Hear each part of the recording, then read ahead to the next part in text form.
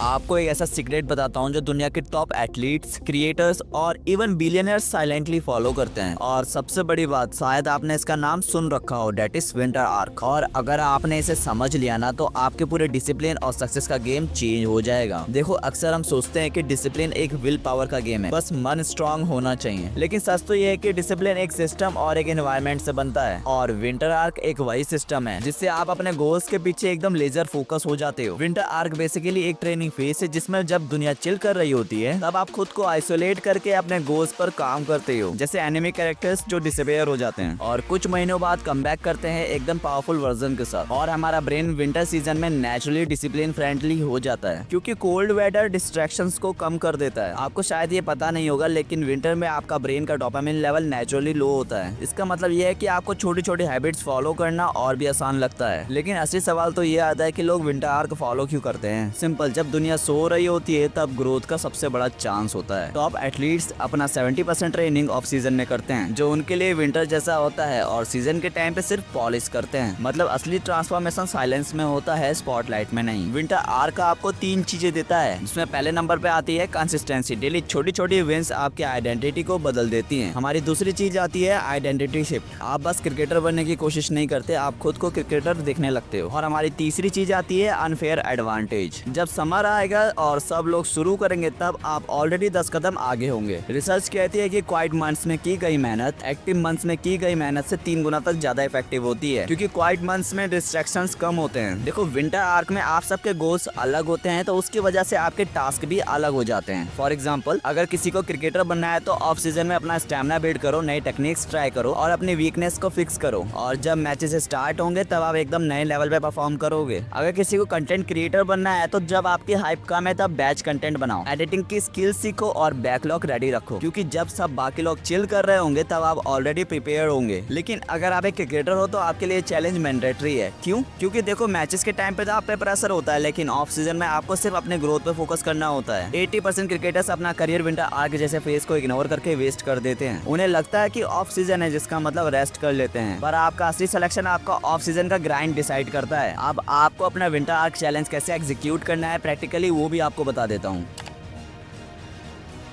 90 days का mini goals बनाओ। For example, मुझे इन स्विंग इंप्रूव करनी है।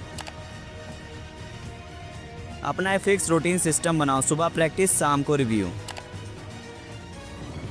अपनी प्रोग्रेस ट्रैक करो एक जर्नल या फिर एक स्कोर बोर्ड के साथ। सोशल मीडिया और डिस्ट्रैक्शंस को कम करो। विंटर आर्क का मतलब है फुल फोकस मोड।